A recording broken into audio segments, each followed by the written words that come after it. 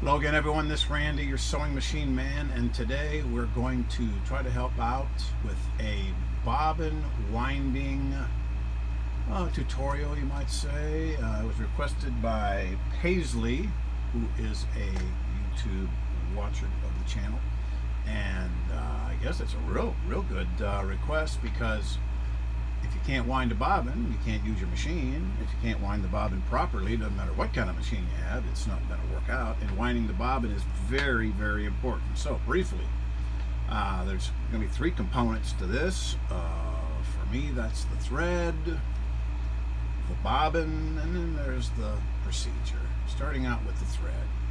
You got to have the right thread to get this started. Quite a few sewing machine malfunctions are caused by the wrong thread. You've heard me say there's 20 different kinds of thread. One works perfectly, the other ones cause problems. So you got a 1 in 20 chance. The other 19 are not going to work out. Look at the end of your spool and see what it says. It should say something like this: all purpose, dual duty. Then you know it's the right size. That really makes it simple. Sometimes you grab one, you look at it and you go, wait a minute. This says cotton hand quilting. That means it's not even for a sewing machine at all. And how do you know it's not right? Well, when it coils off like a slinky toy, that's when you know that it's too heavy. You can always test it. You go to spin the ends. Put it back here against the background where you can see it. Spin the end, and it pops back out. As opposed, you get an old thing like this. Here's an old clunky old spool of thread that's been around forever. The end's missing. You go, well, I don't know what that is. Well, you do the twist test. You spin it. It's going to be against a dark background. It's red. You spin it. See if it stays together. If it does, that's probably the good stuff. If it coils off like a slinky, not good. So you got to make sure you have the right thread. You don't want to be oversized for a household domestic machine. For an industrial, no problem, and has a thread gap that'll tolerate it. A household machine does not have a thread gap to tolerate it, no matter what machine it is. So, side loads, sometimes you get away with it. Drop ends, front loads, not so much. But anyhow, that takes the thread issue.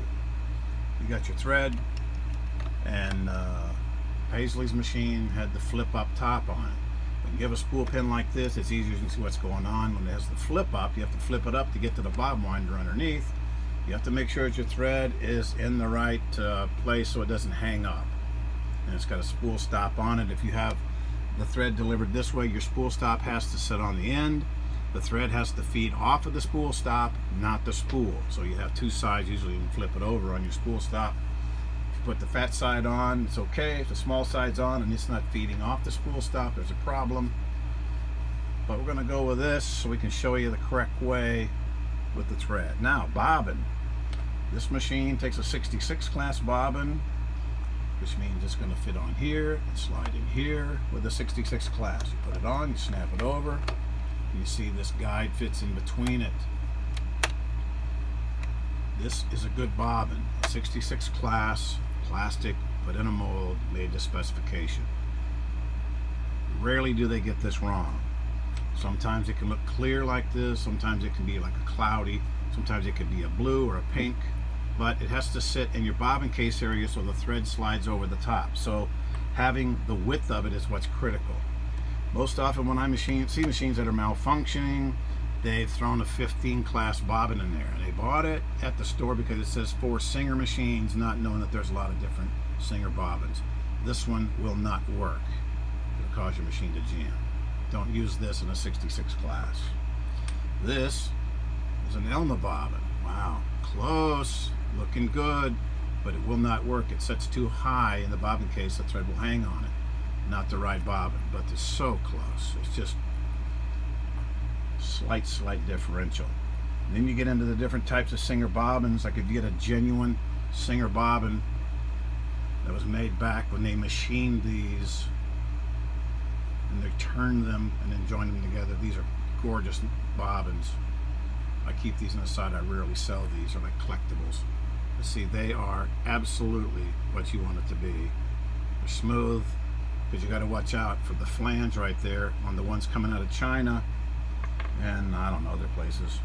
When they get real reflective like this and real shiny, that's almost a clue that there could be a problem. This is not as bad, but what they join them together here, this little fabrication point, sometimes a little flange sticks up there, and the thread has to run across that every stitch. And if it catches it, it'll flip it up and cause a jam. So try to get a good Singer bobbin, and you can look and see, well, it's plastic bobbin, and it's not the right one because, again, it's a 15 class. See how much wider it is? So just because it's plastic doesn't mean it's the right one. It's got to be a plastic 66 class. Now when you're winding this mechanism, you got to make sure this thing spins before you put your bobbin on it. If it doesn't spin, it needs a drop of oil, very sparingly, where you see it enter into the casing. You can see a drop of oil goes there, so it spins. Make sure it spins without the bobbin on it. Take the bobbin off and make sure it spins. Then you know that the hand wheel releases and your bobbin spins. Then if you put your bobbin on it and it doesn't spin, it might be because this little guide is bent and it's causing it to drag. Or for some reason there's a problem with the bobbin. Maybe the bobbin is bent and it's not plastic. And bobbins will bend. I've seen quite a few bobbins bend, and it causes a real problem because they're either defective or maybe they got stepped on. So you got the right thread, you got the right bobbin. Now you want to make sure you thread it properly. I always take the thread around the front of the guide, which is over here, the guide, around the front and completely around the back. You get a whole 360-degree rotation completely around the guide. I bring it over to the bobbin, I wrap it around the bobbin, away from me, around clockwise. I spin the end like so it's spun. Lift it off, and there's a hole. I put the thread right up through that hole, and some days it cooperates better than others. Some days you just got to get it through there. There it goes. All right. So once it goes through there, you got the thread wrapped around and up through the top, and you put it back on, and you hold on to that. Now you're ready to wind. You want to keep your finger on top of the spool of thread, because the new spools are pretty lightweight, foam, plastic, whatever. They will launch into space and you have to go run them down across the room. Okay, so you hold on to this because it's going to cut it flush as you wind. You engage it, disengage your hand wheel, whether you have a little button release or this does automatically, or you have the inside clutch. Then you hold your finger on top. You're holding a little pressure because you want to keep this tight over here so it doesn't jump out of the guide. Sometimes you can hold this on the thread here and go up and down, up and down. I like to hold pressure on here, just very slight resistance. So you start winding, and it'll cut flush. That'll come off. Your little tail that you had on there is gone. And now the top of the bobbin is smooth. There's no thread sticking out. You don't want any thread sticking out on either side of the bobbin. It'll hang up, cause a malfunction. So you go ahead and complete it by holding on to this so it doesn't launch, keeps pressure on the thread so it'll stay nice and tight. You can see it's winding top to bottom, and you wind it out until it kicks off, pushes against the side, kicks off, and you're done with that. You take it off. You don't pull, you snip. You don't want to put any pressure on the thread. You don't want it to, if you pull on it, it'll compromise the real nice job they did. And it'll roll off real nice and easy. You put it in, of course this machine's going to put it in so it's turning counterclockwise, in at the 7 o'clock position, out at the 8, and away you go. But that's how you wind the bobbin on this guy, and it's all important to make sure it doesn't jump out of here. If it jumps out of there, it's going to destroy. You have to start all over again. It'll just go crazy.